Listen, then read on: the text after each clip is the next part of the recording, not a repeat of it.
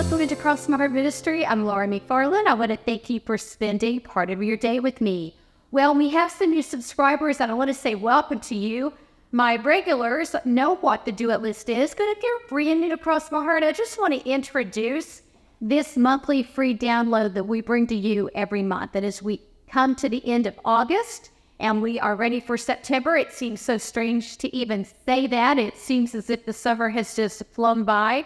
But we bring you a new Do It list every month at the link, totally free download. And this is just a little handy one-page tool. In fact, I think part of what makes it so valuable is that it is all on one page. This was sort of birthed from all those years of me trying to manage home and hearth and keep the house clean and somewhat tidy and organized and raise all those kids at just about the time that I really got a good system in place and got things going. They all grew up and looked tall. So this is me trying to steward well what I learned and pass it on to you, especially if you're a mom still in the thick and thin of it. The Do It list is sort of organized into 3 sections. There's a daily, a weekly, and a monthly list. And there are little boxes to check off. So I don't want you to get all weirded out or OCD about making sure every single box is checked off. It's a guide for you to follow, and just try to do as many as you can and get into a little bit of a rhythm. I sort of tried to anticipate the things that I felt like needed to be tackled daily, the things that could be addressed once a week, and then those that are monthly tasks when I put this together. And the monthly tasks do change out seasonally and month to month, just because there's some things that don't need to be completed every single month. We do include some blank lines in each section, so you can sort of tailor this to your own needs. And then we make a copy of this with completely blank lines, so that you could just tailor the whole thing and still use the daily, weekly, and monthly sections that tailor them to your own needs for your family and your situation. I know some moms print those off and then use them to create chore charts for your children.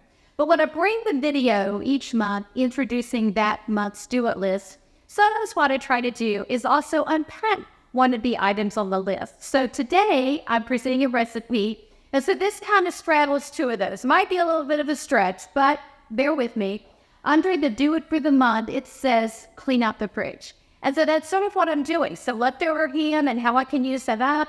I had some onion that needed to be used up, and there was a green pepper in there, and I had 2 or 3 green peppers, and I wanted to either dice it up and freeze some of it or go ahead and use it. So it fits with that category, but it also fits under the Do It This Week section where it says plan next week's meals.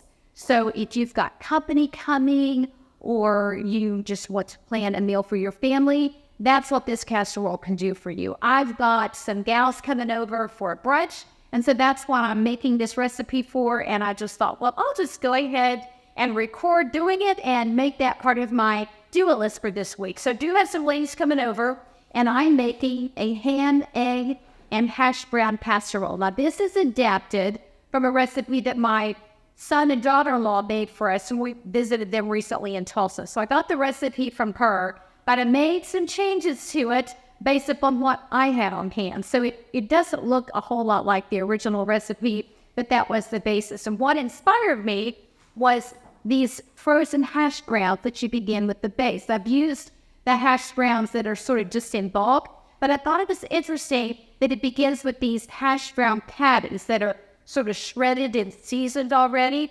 You don't have to ball these, so let's just jump right into it. The recipe calls for preheating the oven to 350, but because I'm going to do this and then put it in the refrigerator and bake it the next day, I'm not going to go ahead and preheat. But if you're going to prepare it and bake it right now, go ahead and preheat your oven now. Want to spray your pan with some cooking spray? I'm using a 9.5 by 13 pan, just a standard size pan. I'm going to open up these patties, and we're just sort of going to fit them into the bottom of the pan. This is going to become our base. And then everything is essentially just going to sort of layer on top of these. And so it is becoming fall. We're thinking about already starting to anticipate the holidays coming. So I'm wondering if this might even be something you would want to try on a Saturday morning or even a Sunday morning this fall. And if you like it, then it could become part of your plan for Christmas or Thanksgiving this year. Or maybe you need to take it to a Sunday morning small group at church or something like that, have some gals over for coffee. So these all just fit in here very nicely. There are 9 of them, 10 in the package, so there's 1 left over that you can stick in the toaster, bake, and just have a little treat. Now I'm just going to layer everything on top. I diced up some ham.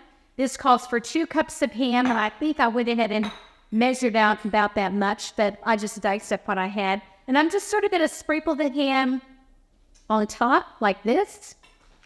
Make this sweet. And I was kind of just adjusting quantities as I saw fit. So I might adjust this just a little bit as I go along, and if I do, I'll fix the recipe. But I think a recipe like this is very forgiving. So I've got this just sort of spread out. I want to make sure that every little hash brown has some ham covering it. I don't want to see any hash brown covering. I just sort of want to spread that out. But again, you're going to scoop it out, so it will be a little bit forgiving. So we've got the ham in here. Next, I'm going to sprinkle on 2 cups of cheddar cheese. I think this container has 3 cups in it, so I'm going to use my measuring cup to measure that out. And my fingers got a little oily from the ham, a little greasy, so use my cloth to sort of open that up. Here we go. I'm just using sharp cheddar, but you could change out other type of cheese if you wanted, if you would prefer mild cheddar, or you could do Swiss, whatever you want. I'm just sort of going to sprinkle 1 cup and then sprinkle another cup. And if you like to do a mixture of cheeses, you could do 1 cup of 2 different types as well. This is flexible, and you can adjust it to your family's taste.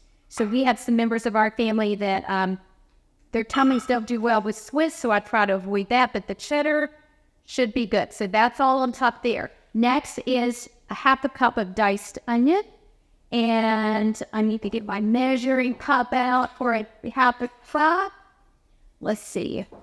I've got 1/4 of a cup here, so let me do 2 of those. So I'm just going to sort of take that 1/4 of a cup and sprinkle it with my hands to make sure that it's nice and even. Sometimes dumping from a measuring cup can get too much in one spot. So I just diced up the onion that I had left. So again, I was using up what was in the fridge. Sometimes you just sort of have to take inventory of what you have and then figure out, what can I make with what I've got on hand? And it turns out to be something economical and also delicious, and it's a win that you cycle into the rotation.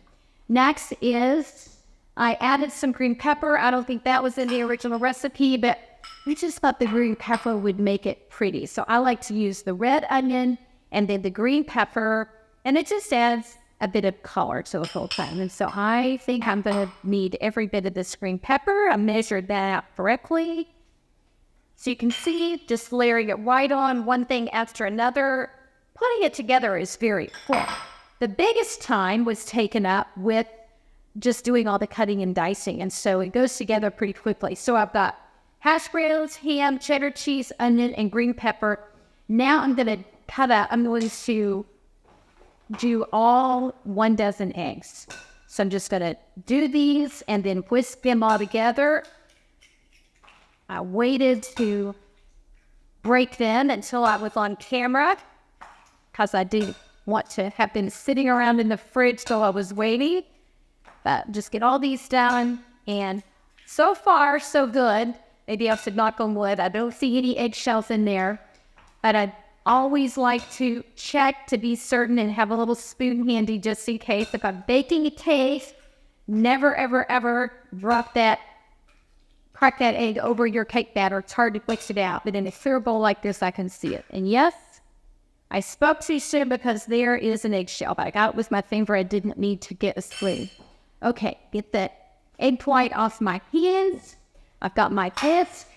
I'm going to just whisk all these up in my little mixing bowl. Let me move my eggshell out of the way so you can perhaps see what I'm doing. Trying to get the eggs all whipped up together here. And then before I pour these over, I'm going to go ahead and add the salt, pepper, garlic powder, and mustard all here and mix it together, as well as the whipping cream. So I use 1 cup of whipping cream or milk, and so I decided to just sort of do a combination of both. So I had some whipping cream on hand that I'm going to use for a couple quiches I'm planning to make. But I just love the richness of whipping cream when I'm making a quiche or something like that. So I'm going to go ahead and mix my whipping cream and my milk together and go ahead and put that in here with my eggs. Use my spatula to get all of that out. The whipping cream is so rich and creamy, it tends to stick to the side of the measuring cup. And then let's go ahead and do the dried ingredients and mix those in. So I'm going to do 3/4 of a teaspoon of salt, and then 3/4 of a teaspoon of pepper. And I didn't have pepper, just a regular container, so I had to go ahead and grind mine. So I put it in this little bowl to make it easier to measure it out. And I will use the rest of that when I make my quiche later. And then 1/4 of a teaspoon of garlic powder. Add a little flavor there. If you have fresh garlic, you could leave this off and add some of that in there. I didn't seem to have any on hand, so this will add a little bit of garlic flavor. And then I am using Dijon mustard. I think that adds just a nice little flavor, a little bit better than just regular prepared mustard. But if you do not have Dijon on hand, then feel free to just go ahead and use regular mustard. It will be just fine. So I'm doing 1.5 tablespoons, but this is a teaspoon, so it'll be 1.5 teaspoons or 1/2 of a tablespoon, whatever measuring spoon you have in hand will work. So I'm going to try to rinse that off and get all of the its yummy flavor from that Dijon to add just a little bit of, sort of kick a little bit of flavor to it. We'll put that in here. So I'm going to go ahead and get all this mixed together really well. And that's it. So quick and so easy. Like I said, cutting up the ingredients, that's what takes the longest time in the kitchen. And so if you have family in town for the holidays or for homecoming weekend, you've got a couple of teenagers or a daughter-in-law or a son, you just get them all a knife and a cutting board and say, you cut up the onion, you cut up the ham, you cut up the green pepper, and you're going to be ready to go. And it's going to take a lot longer to bake it than it did to put it together. I'm going to go ahead and pour all this over. Here we go. And it's going to cover everything nice.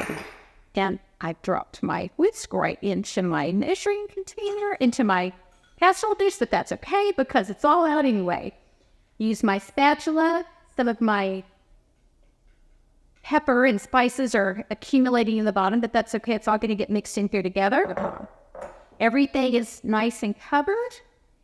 And here we go. So I will try to pull this up without making a mess so you can see sort of what it looks like. But all my eggs are coming forward. I'm going to go ahead and bake this tomorrow morning for my guests. So I will take a photo of it after it's baked, and then we'll put that up with a screen so you can see what it looks like. But I think it's going to be delicious. I'm going to bake this. I'm going to cover it and with foil, and I'm going to bake it for 30 minutes, and then I'm going to take the foil off and let everything just get a little bit more brown after that. But I'll let you know what we think. And I hope that you will give this a try. Great way to use up some ingredients that you already have on hand. And hopefully a good little recipe that you can give a test run to now and then tuck back away and pull out when it's time for the holidays. I'm Laura McFarland. This is Crossing the Heart Ministry. 2 free downloads for you this week. Our September deal list, and then our recipe for ham, egg, and hash brown casserole. Have a great week.